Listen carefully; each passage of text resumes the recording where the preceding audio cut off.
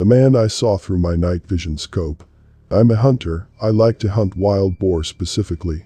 Though I have been deer hunting and have been known to get a turkey for Thanksgiving, I mostly hunt boar. For those of you that don't know, boar is a big problem in the United States. The sow can have 2 litters a year, and it's not uncommon for a litter to consist of 10 or more pigs. Given that pigs eat anything and everything, it's not hard to see why the Department of Fish and Wildlife makes it legal to hunt them with almost no restrictions. In my state, it's illegal to hunt most large mammals with night or thermal vision scopes, with the exception of boar and coyote. I'd been saving for a year, mostly fun money. It's hard to explain to your wife that a scope that costs literally twice as much as the rifle I was mounting it on was worth it. But I did it. I took it to a range and sighted it in. There was an area that was peppered with boar activity that I knew would be perfect for a night hunt. It was easily accessible with my truck, with easy to find spots that I could set up and that overlooked a large, easy to navigate clearing. The night started uneventful, mostly me tinkering with my new toy, cycling through the settings. I was a little impatient. I'd spotted multiple deer, but they were out of season, and like I mentioned earlier, my current setup wasn't legal for deer. I moved to another spot I'd seen days earlier that probably wasn't much better than my first, but it gave me something to do and a new angle to look around with my new scope. After an hour or so of glassing the area, it dawned on me. This spot doesn't have much animal activity at all, no rabbit or owls. The deer that I'd seen were hundreds of yards from where I was. Why was this pocket of land so dead at night, but lively in the day? I'd set up around 10 p.m., and it was about 2 a.m. when I started to think about packing up, maybe setting up a target before I left and taking some practice shots. I heard a crunch come from the direction I came from before. I panned my scope over and saw the silhouette of a small bear pushing through the bushes. It's important to note that my scope isn't exactly night vision. It's a thermal scope, kind of like a black and white version of what you see in the Predator movies. I adjusted my range and zoomed in a little. I remember jolting a little when I saw that it wasn't really a bear, it was a man. Because he was so low and hunched over, I thought I was looking at a young bear. Is that a game warden? It couldn't be. I would have seen the headlights coming up the road from where I was perched. And where could he have walked from? I was 30 miles away from anything and on public lands. I was about to call out when I adjusted my sights and noticed he was naked. No shoes, pants or anything. I remember being disturbed by his movements, like a squirrel or something. Twitchy and grabbing at the foliage, sniffing around and palming the tree. Was that my tree? The one I'd been leaning against earlier? The thought terrified me. Could he smell me? Then he did something I still have nightmares about today. He squatted and placed his hands in the dirt between his feet and stared straight up like a dog mid-howl. And I heard it, a voice coming from that direction, a very compelling female voice. Help. I'm lost. There was a long pause, but neither of us moved a muscle. The center of my sights was trained at the dirt in front of his feet. I couldn't bring myself to aim directly at another person. It went against everything I'd been taught about firearms. Were they lost? Was this some guy that had gone crazy out here? Why was his voice so feminine? Help. Please. I can't walk. The voice called out. That's when I called bullshit. Not only could he walk, when I first saw him, he was traversing the land with ease for a naked person, so good I mistook him for a bear. That's a fucking trap. This guy is trying to lure me to him with a damsel in distress routine. Luckily, the lack of activity before had caused me to pack up most of my gear. I think I may have left behind a hat and a sitting pad, but I didn't give a shit in that moment. I took my eyes off him for a moment to get my pack on. I buckled my chest strap and scrambled for my rifle. To my horror, he was in the same position, but his face was staring in my direction, and I swear I saw a smile. The thermal scope has an effect that makes animals' eyes appear white. How the hell had he heard me get up and put my gear on? He must have easily been 150 yards away. Fuck off. I screamed in that direction. He stood upright, and it hit me, how tall and skinny he was. Easily 6 feet and very lean. He took a couple of long strides in my direction and I instinctively sent a round sailing above his head into the tree line. He was freaky as hell, but he hadn't really threatened me. What would I tell the cops? I was unwilling and unready to shoot someone.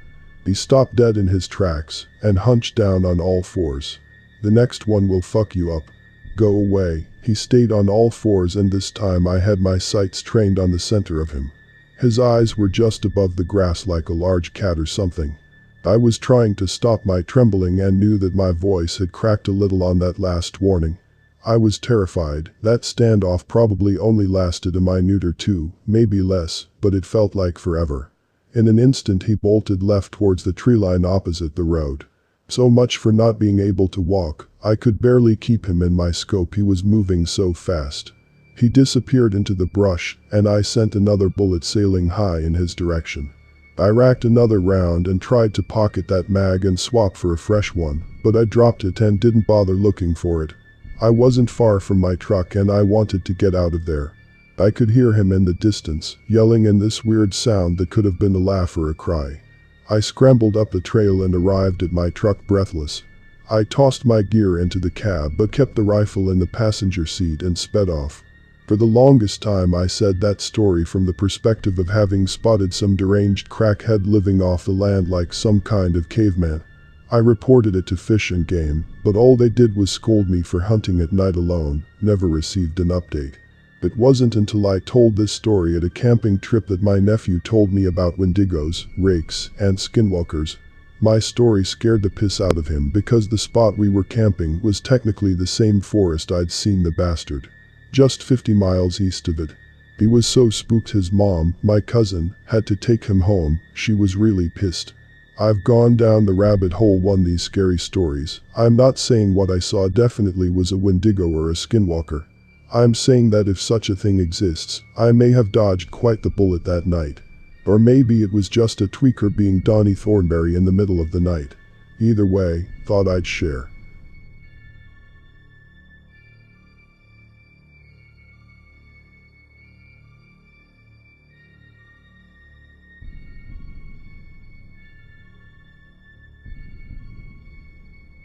That time I saw a skinwalker, a witch, and a werewolf.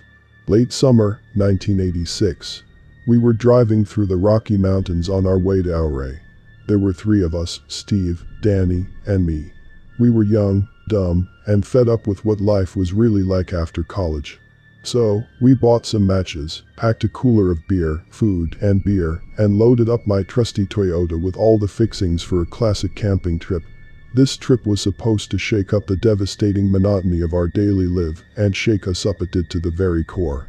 Right before we were getting ready to set out, Steve's mom ran out of the house and told him he should take their newly adopted family dog, Luna, for safety.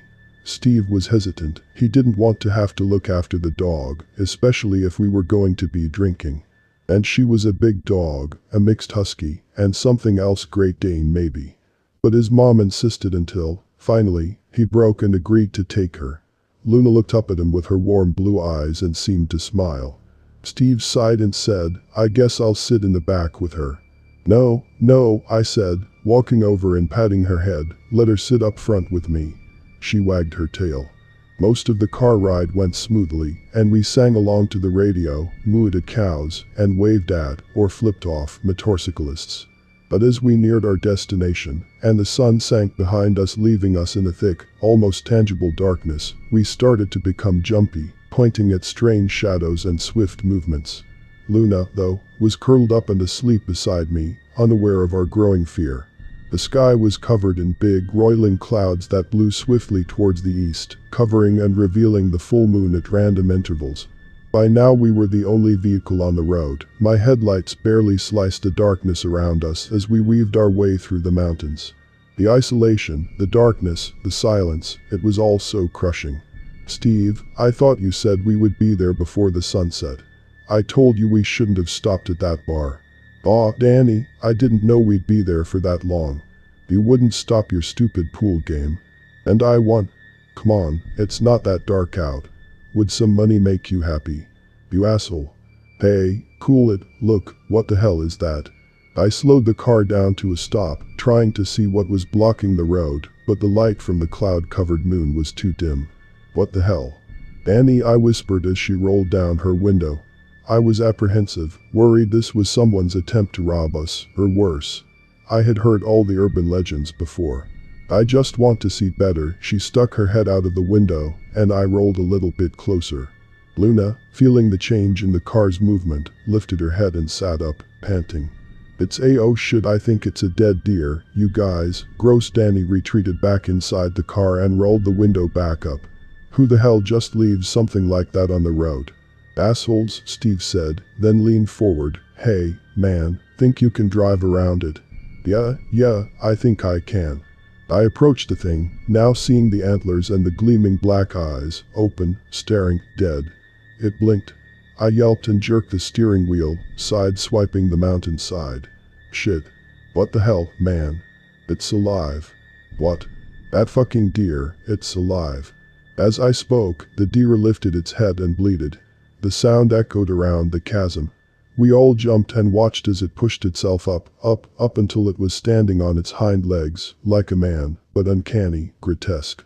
Mesmerized, we sat unable to move as the thing walked over to us, slowly, decidedly, as if walking on two legs was a thing this deer did often.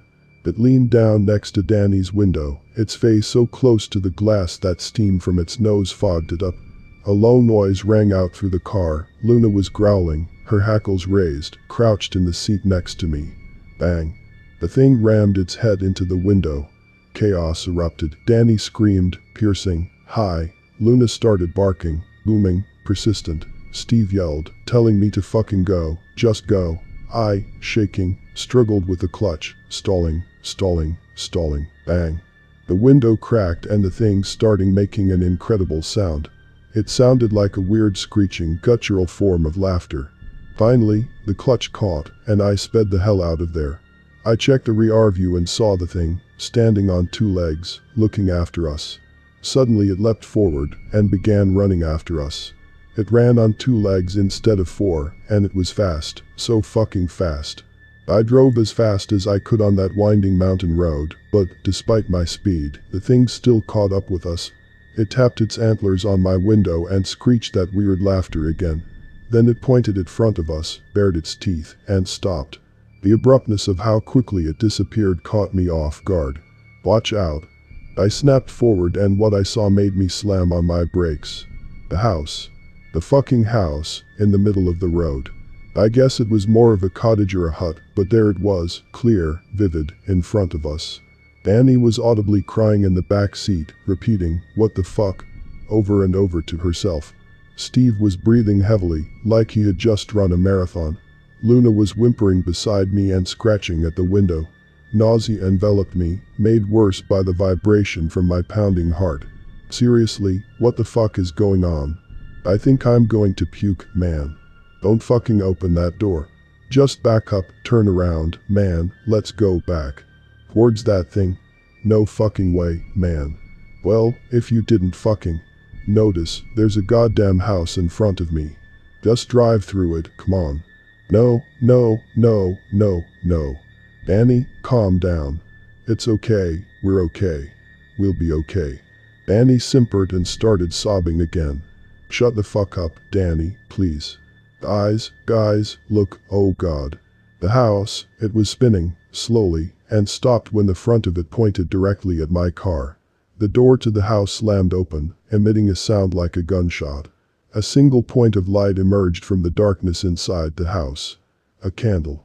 And holding it up was a figure, stooped over, covered in what looked like blackened rags. It began to approach us, lurching forward swift, then slow, then swift again. It was making this eerie deep staccato sound. Are you for real right now? Steve was leaning forward, peering out the windshield. Let's go. Reverse. That thing is behind us. Run it over. Look, Danny screamed. The stooped figure was now running at full speed straight at us.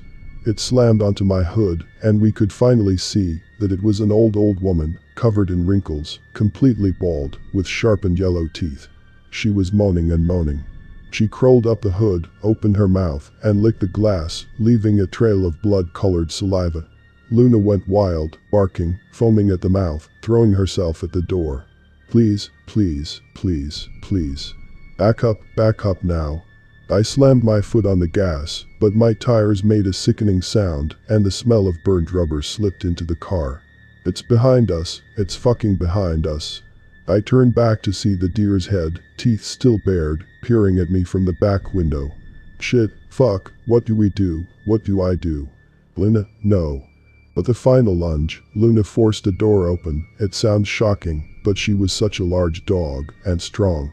The powerful wind picked up and the roiling clouds dissipating, allowing the light from the full moon to illuminate the scene in front and behind us. Luna was as still as a statue, slightly crouched, poised to leap. The hackles on her back quivered, and a single thread of drool spun itself down from her mouth. She began to shake, faster and faster. It looked like she was having a seizure. The old woman and the deer thing were both looking over at her. Something strange was happening to Luna. It looked as if her limbs were breaking, elongating. Her snout narrowed, sinking closer to her face. She rose up onto her hind legs, humanoid, and howled up towards the sky, before locking eyes with the hag on my car. In the blink of an eye, Luna was on the woman, ripping her away, shaking her to and fro in her jaw like a ragdoll. Luna flung the woman towards the house, and she struck it with some force and didn't get back up. The house and the woman vanished in a puff of smoke. Luna turned towards the thing behind us. It screeched, raising itself up to its full height, challenging her. Luna howled again, then licked her fangs. The thing took 2 steps towards her, before turning tail and fleeing down the road, Luna giving chase. They both ran on 2 legs, instead of 4. We sat in total silence for a few moments, until I leaned over and slammed the passenger side door closed. I think Danny passed out. I turned to look at Steve. He looked at me. Let's get out of here, man. We got 2 miles before the thunk beneath us couldn't be ignored any longer, a flat tire. I pulled over and we eyed the darkness around us, paranoid. I'm not changing it, I'm not going out there, Steve said, loudly. Don't worry, there's no spare. What? I took it out, to make room for all the camping stuff. Are you fucking kidding me? Nope. Well, what the hell do we do now? I sighed. I didn't know. Suddenly, like magic, like a miracle, headlights appeared behind us. A godsend, a car. I hope they're normal. B2. Should we tell them? We locked eyes again. No. If they bring it up, maybe. If it's a cop, definitely not. He'll think we're high. The car rolled up beside us. It was totally black with tinted windows. The window rolled down and behind it sat a middle-aged man. He looked tired, maybe sad. Need some help? Oh, thank God, Steve whispered.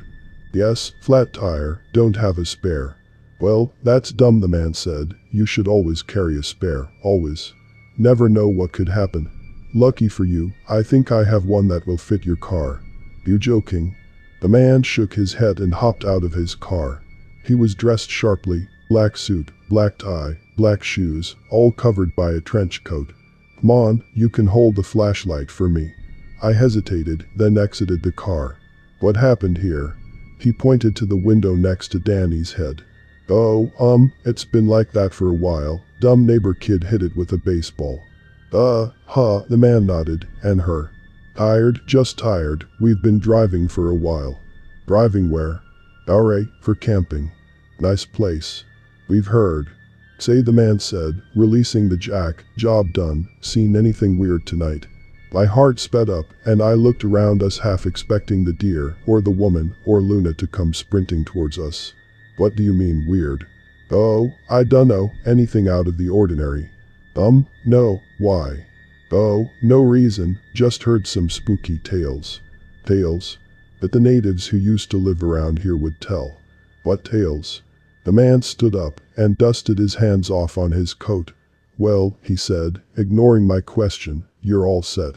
You're about 20 minutes out from Auray, and 2 hours from the sunrise. I'd advise you get a move on.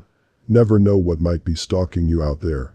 I'm headed the same way, actually. I can drive behind you if you like. A muffled yes came from inside the car, and we both looked up to see Steve nodding voraciously. Yeah, that would be great actually. The corners of the man's mouth twitched a bit as he nodded, sliding back into his car. We drove to Auray without incident, and, as soon as we hit the city, the man in the car behind us flashed his bright twice, then flipped a U-turn, speeding back down the way we came. I thought he said he was going this way, I said, looking in my rear view. "Who cares, let's get a hotel room and leave first thing tomorrow morning," Danny said. She had woken up as we were driving towards our. We filled her in on the strange man and how he helped us, but she was still spooked and jumpy. And we did just that. We didn't dare camp in the wilderness, or even leave the relative safety of the town. On the way back to civilization, we swore to never tell anyone what happened. It was too weird, uncanny, horrifying. Steve was silent, afraid of what his mom might say or do about Luna. We made up some story about how she had fallen over a cliff after chasing a deer. Poor Luna. We did stop for an hour around the area it happened and called out to her, but to no avail. We never saw her again. It's been years since this happened, and I'm old now. The three of us lost touch after we returned from the trip, but vowed to keep this secret to our death. Last I heard, Steve died from a heart attack and Danny was diagnosed with stomach cancer. I figured it's about time I shared my tale. Maybe it'll help me make some semblance of sense out of it. In the end though, I don't know if those things were protecting us from her, or if she was protecting us from them. I guess I'll never know. Sometimes, late at night, when I hear howling, I like to imagine it's Luna, out there, somewhere, running free in the wild.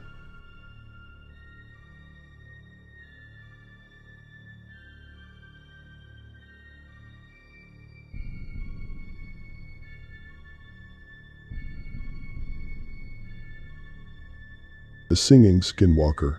This story was told to me by one of my good friends, who's of Navajo descent on her father's side. It happened several years ago, when she was spending the last 2 weeks of summer visiting relatives on a reservation in New Mexico, and is by far one of the creepiest things I've ever heard. My friend, Jessie, was 12 at the time and playing outside with her cousins. They were tossing a frisbee around, and one of the younger kids threw it too hard. It flew over the fence and was swallowed up by a small grove of parched bur oak trees. Jessie, being the eldest, went to retrieve it, leaving her 11-year-old cousin Ellie in charge until she got back. The sun was setting, lighting up the sky in brilliant shades of orange, as Jessie made her way over to the grove. After some poking around, she found the frisbee caught in one of the tree's branches. As she climbed, she began to sing an old Navajo song, but paused when her body suddenly went cold. That's exactly how Jessie described it to me. Cold, as if she'd been dunked in ice water. You know that annoying scary story cliche of feeling like you're being watched? Well, it's only cliche because it's true. Jessie could feel a pair of eyes following her even when she looked around her and saw nothing. Seriously creeped out, she grabbed the frisbee and ran back to her grandmother's house, just in time to see the old woman step onto the porch and call for the kids to come inside. The true horror didn't start until several hours later. Jessie, her cousin Ellie, and Ellie's little sister Clara were asleep in their grandmother's guest room when Jessie woke up to the strangest sound she'd ever heard. She described it to me as a cross between radio static and the noise an old movie reel makes. At first, it sounded distant, but after a minute or two, Jessie realized it was getting closer. Beside her, Ellie rolled over and muttered, "What is that?" "Don't know," Jessie whispered. The girls waited, holding their collective breath. By now, the sound was right outside the window, and Jessie realized it was singing.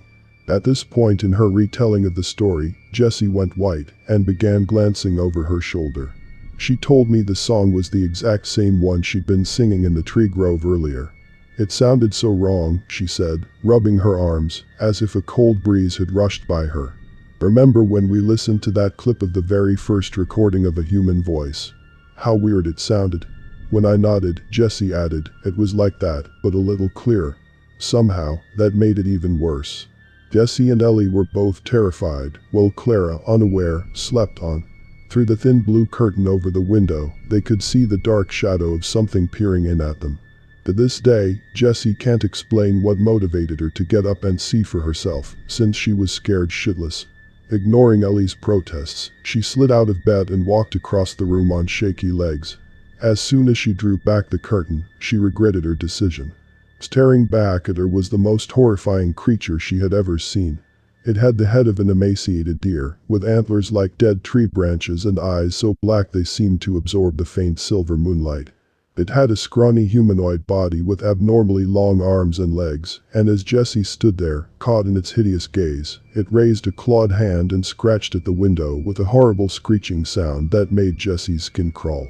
It was Ellie's scream that jolted Jessie out of her terrified stupor. She stumbled back from the window and landed on the carpeted floor. Clara woke up and began screaming too. Then their grandmother ran in and turned on the light. The thing at the window had vanished, leaving behind 3 long scratches in the glass and 3 terrified little girls. Jessie's grandmother managed to calm the hysterical children enough so they could tell her what had happened. As she listened, her age-weathered face became progressively paler. She hustled the girls downstairs to the living room and made up a bed for them on the couch. She then sat by them all night, and whenever one of them asked her what was going on, the old woman simply shook her head. Needless to say, Jessie and her cousins didn't sleep for the rest of the night. The next morning, Jessie's grandmother announced that everyone was to stay inside that day, no arguments. She looked so shaken nobody dared protest. Around noon, she called for a medicine woman to come and bless the house. Later, after the woman left, Jessie marched into the kitchen where her grandmother was loading the dishwasher. "Tell me what that thing was," she said bluntly. Her grandmother sighed and motioned for Jessie to sit down. "You have heard the legend of the Skinwalkers, yes?" Jessie frowned and nodded, vaguely recalling the story. "So that was a Skinwalker?" Her grandmother nodded. "Yes." "Grandma," said Jessie as a light dawned, "I think it overheard me singing in the tree grove yesterday." Her grandmother's dark eyes narrowed. "Why do you say that?" "Because it was singing that same song. You know, the lullaby you used to sing to me when I was little." Her grandmother was silent for a long time before whispering, "You are a very lucky girl, Jessica, but luck has its limits. From now on, you must be more careful." The look in the old woman's eyes as she spoke those words still haunts Jessie to this day. As I said earlier, that was years ago, 7, to be specific. Jessie has returned to the reservation many times, each without incident, but she has never set foot in that tree grove again, and probably never will. Jessie's grandmother died this past March, at the age of 87, and Jessie later moved in with her aunt for the summer, so she could help clean up the old house, which the family was going to rent out. She had been there for about a week when I went down there to visit her. On my first night, we sat on the porch and drank some beers, and I found my eyes drifting towards the tree grove. "So that's where it all happened." Jessie shuddered and nodded. "Yep. Tomorrow, I'm taking you to the medicine woman and have her bless you." "Is that really necessary?" The look Jessie gave me nearly turned me to stone. "You think nothing will happen to you because you're white. But when you're in Navajo territory, you're in Skinwalker territory. Take caution." I nodded. "Yes." That night, I swore I heard radio static outside the house. When I brought it up to Jessie the next morning, she didn't speak, but grabbed my arm and practically dragged me to the medicine woman, where I was blessed. Nothing happened for the rest of the trip, and I went back to the city unscathed. I didn't post this here with the intention of teaching a moral, but I suppose if there is something to be learned from the story of the Singing Skinwalker, it's that there are things out there we can't explain. The look in Jessie's eyes, when she recounted her experience, told me everything I need to know. What she saw truly horrified her, and all I can say is, I'm grateful I didn't have to go through it myself.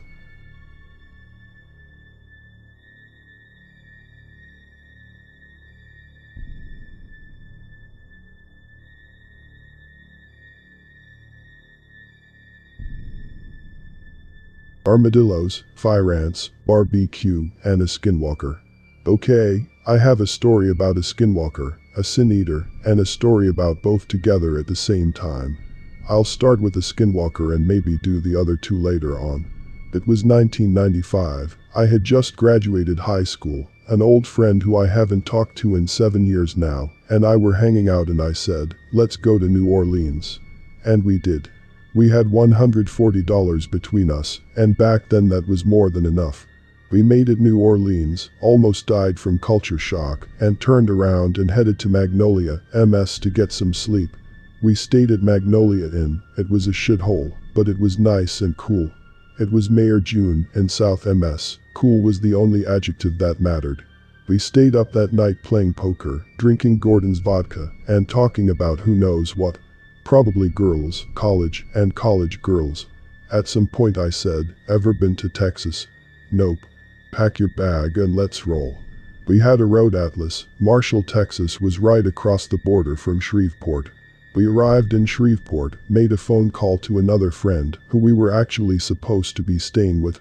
Both of our mothers had called looking for us. The only person that knew where we were was the buddy on the phone. It was no big deal, we would be home in a day or two. I'm being short on details because if I don't this will turn into a novel-length story about chazzing armadillos and being chazzed by the bogeyman. Before we left that rest area in Shreveport where we made the call, we saw an armadillo. Let me tell you something about armadillos. Those bastards will hiss, jump, and turn into Tasmanian devils if you corner them. They also carry leprosy. We were 18, we chazzed that armadillo around for an hour. Now let me tell you about Shreveport. I don't know how it is now, but in the summer of 1995, it looked and smelled like a place where oil and metal went to die. It was dirty. It was a shithole. We crossed a bridge and saw people fishing 100 yards from where a drainage pipe from a factory was spewing forth waste upriver from the fishermen. The locals reminded me of the locals in Adamsville, bald-headed women and cross-eyed men. A lot of bald-headed, cross-eyed kids. I'm sorry, but it was a Rob Zombie movie come to life. I felt like I was going to be raped because I had a full head of hair and could see straight. The best part of Shreveport was an armadillo that might possibly have leprosy. Marshall, Texas was 40 miles away. We rolled on. Marshall was a decent little town, home of the Fire Ant Festival. We stopped at a little barbecue joint and had a Coke, a smile, and some pulled pork. It was getting late, and the sun was setting. We looked at the map and decided to backtrack a bit and head up rural Route 43, through Karnak, and past Caddo Lake. We would eventually run into Y-59, head to Texarkana, and then head back home. When we left the barbecue joint and headed towards 43 it was dusk. Y-43 wasn't well lit, it was almost as dark as Natchez Trace Parkway. I've got a good story about using a pair of pantyhose as a fan belt for an old diesel Mercedes. Do not ever get stuck on the trace after dark. Ever. My friend was driving and we were doing about 45 miles per hour. Any faster would have been reckless even for a couple 18-year-old dumbasses. This road was kind of like Christmasville Road. The locals reading this will know what I mean. The non-locals just have to use your imagination. It was dark, winding, full of hills that ended in curves. There were beady and glowing eyes on both sides of the road. You could hear the crickets and the bullfrogs over the sound of the wind rushing by that old Sentra. It was peaceful and creepy at the same time. The humidity was a real thing, tangible. The air was thick. It smelled like pastures, hay, and swamp. We drove for what seemed like hours. It was after midnight, and I saw a sign that informed me that Bivens was the next town of any size. I was hypnotized by the yellow lines on the road. We hadn't seen another car in at least an hour. Sleepy. I rolled the window down and lit a cigarette. There was music coming from the radio, the tape player. It was either Tupac or Bob Seger. I smoked my cigarette, absent-mindedly flicking ashes out of the window. I took one last puff and flicked the Camel short off into the woods. Then I saw it. I never looked to my right. I didn't even kind of peek to the right. Maybe I did a little when I flicked the cigarette away.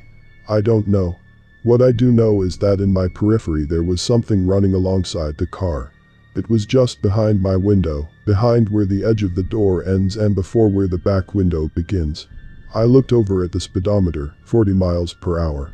I looked at my friend. He was looking straight ahead. I looked straight ahead. I could still see it.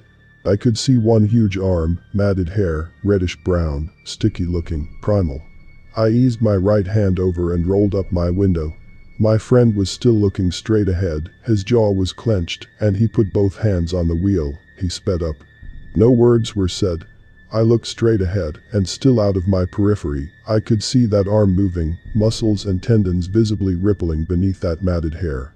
As the car gained a little speed, the thing running alongside us lost pace, slightly. I then saw the hand on the end of that nightmarish arm. The hand was clenched into fist the size of a cantaloupe, a big cantaloupe. It was covered in the same hair but slightly darker around the fingers, like it was stained with something. Suddenly the hand unclenched, and then I saw the claws, black as this damned after midnight Texas night. Those claws were at least 2 inches long, sharp, like an animal. This wasn't a hand, so much as it was the killing paw and claws of some beast whose only purpose was to kill and eat. I looked back at my friend, I looked at the speedometer, 50 miles per hour. I looked straight ahead, it was still there. I lit another cigarette, didn't roll the window down, and simply said, "Shit." The music had stopped. I finally broke the silence and said, "Hey, do you?" And before I could finish my buddy said, "I see it, I've been seeing it. I can't even see you, but I can see whatever the hell that shit is." "How much do you see?" "More than I want to." "Speed up, John, just speed up. It can't keep up forever." I looked over, 55 miles per hour, whatever was chasing us, silently, was starting to lag behind. I finally looked to my right, just a bit. Imagine the scary part of the movie, where you put your hands in front of your face, but still peek through. In 37 years, I have 2 regrets. One is picking up that first cigarette, and the other is me looking to my right that night. This beast was huge, its chest was above the top of the car, and all I could see was that matted reddish-brown hair.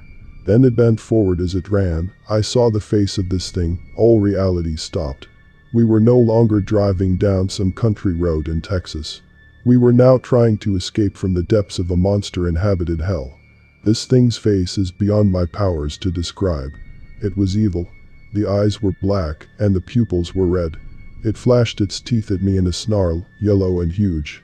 Saliva dripped from its mouth. It opened its eyes wide, and it looked hungry and pissed off. Then it opened its mouth, the skin pulled back until all you could see were black gums and yellow teeth. Immediately I could feel the car accelerate. "Fucking hell, John, just go." I prayed. I cussed. I lit a cigarette. Then like sunshine breaking through the clouds the road straightened out. "Don't you slow down." We drove through Bivens, and we drove to Texarkana. Then we drove home. We never said a word.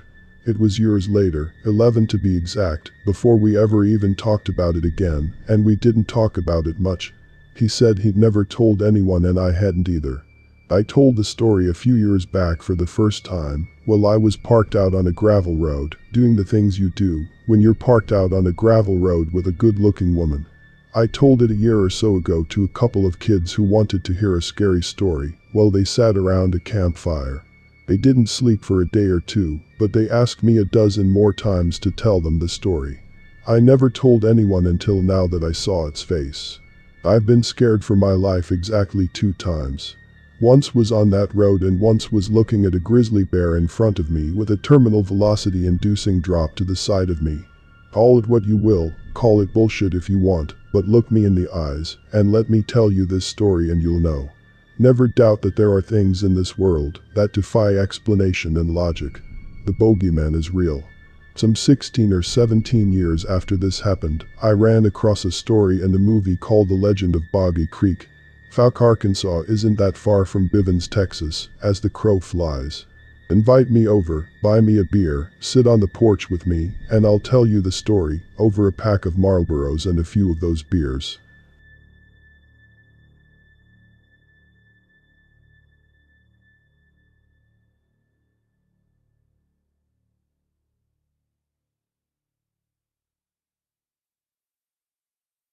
A Skinwalker. I don't consider myself to be a particularly superstitious person. That is to say, I get the occasional kick out of the horoscope and my boyfriend, and I like to humor the idea that spirits and poltergeists exist. We even joke about how we'd haunt people when we died and came back as ghosts. In fact, my boyfriend refuses to go anywhere near a Ouija board. Refuses to even think of it. Why even tempt it? He'd say. Why would you want to taunt evil ghosts like that? Ghosts never play fair, and if you piss one off, you're screwed. I don't think he was ever serious. Just precautionary. But maybe he was right. Odd, this all happened so recently, I'm still shaken. Can barely write about it now without my nerves acting up. Okay, here it goes. A few weeks ago, my mom, sister, and I went to Colorado for an entire week of vacation. We were going to drive all over the state, visit the national parks, and go horseback riding and whitewater rafting, and so much more. I was excited. And I sorely needed a break from work, anyway. We drove a grueling 16 hours out there, and spent our first day rafting down the rivers.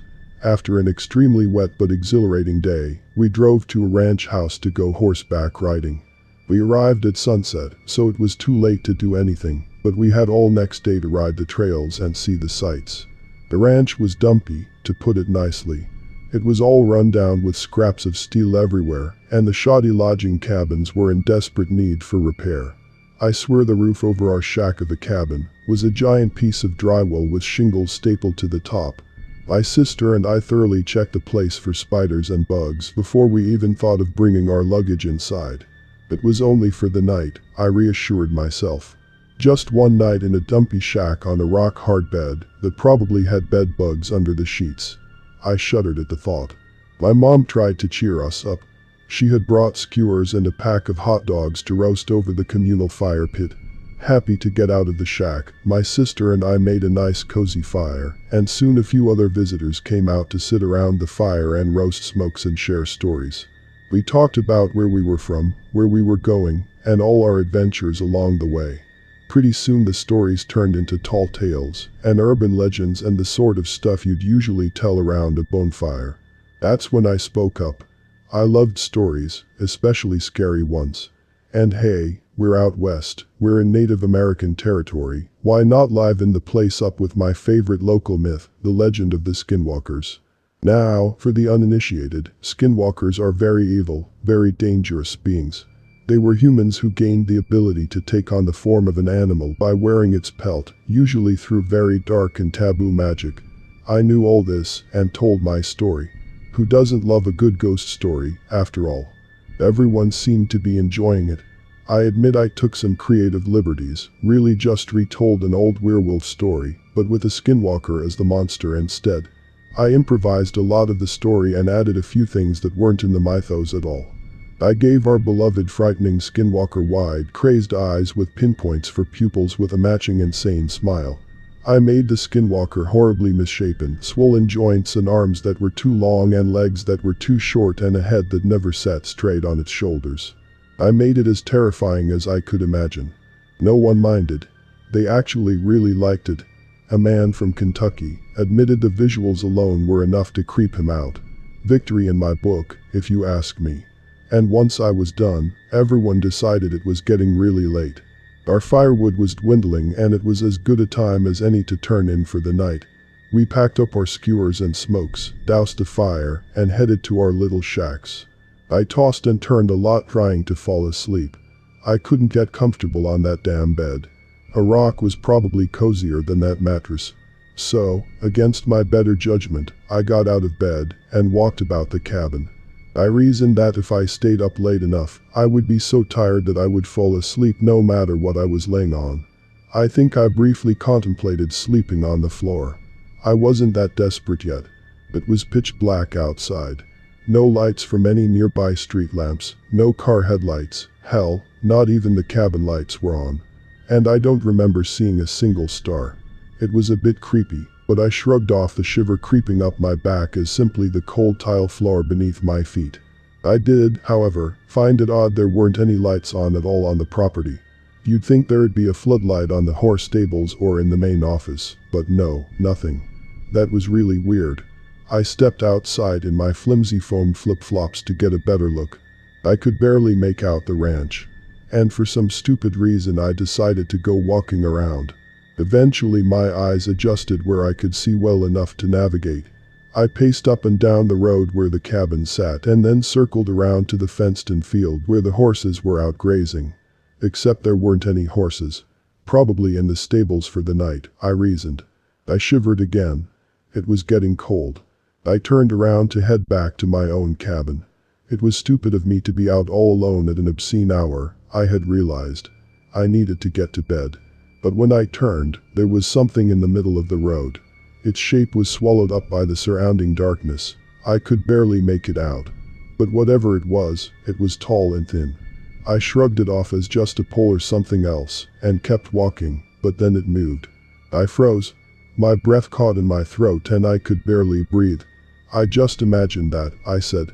I just imagined it. I'm freaking myself out. Get your fucking head straight. It moved again. My paralyzed throat managed to squeak out a pathetically weak whimper as my legs began to lose strength. I shivered violently against a cold that was building up inside of me.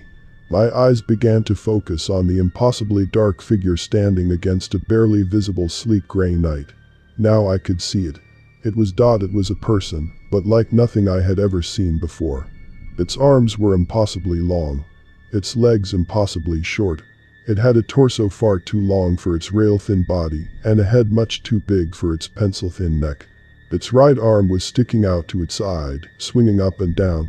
Its blockish head rolled onto its left shoulder, jerkily twitched up and down, up and down. It didn't move other than that, just stood there, twitching, arms jerking up and down, head lolling around its shoulder. I still stood there like the dumb fuck I was. My cabin was a few hundred yards behind that thing. And I wasn't so stupid as to try to walk past it. My only option was to go around, behind the cabins and the stables, and hope it didn't see me. I forced myself to lift my foot off the ground to step backwards. My flip-flop made a loud wet smacking sound as it cracked against my foot, and I immediately froze in horror. The thing stopped too. It stood there perfectly straight, perfectly still, listening. I stayed as still as I could. My breath was shallow and panicked, and I tried to force myself to slow my breathing before I started wheezing. My heart thundered in my chest. My whole body was shaking. But I didn't move. Neither did it. I began to slowly, so goddamn slowly, bend over and slip my feet out of those fucking flip-flops. My feet touched the dirt and the crumbly gravel, but at least now I could move silently. I spared a quick glance to the side to see where I was going. 2 cabins were immediately to my right. I could slip between them with ease, disappear out of sight. I only looked away for a second. When I turned back, that fucking thing was gone. It was fucking gone. It fucking knew I was there. It was coming for me. Oh fuck. Yet I still couldn't fuck move. I was paralyzed. I couldn't move no matter how loud my head screamed, "Run you fuck, run." I heard something behind me. I turned instinctively. Even though I knew fucking better, I still turned the fuck around. I was greeted with 2 bulging eyes. Oh fuck, its eyes.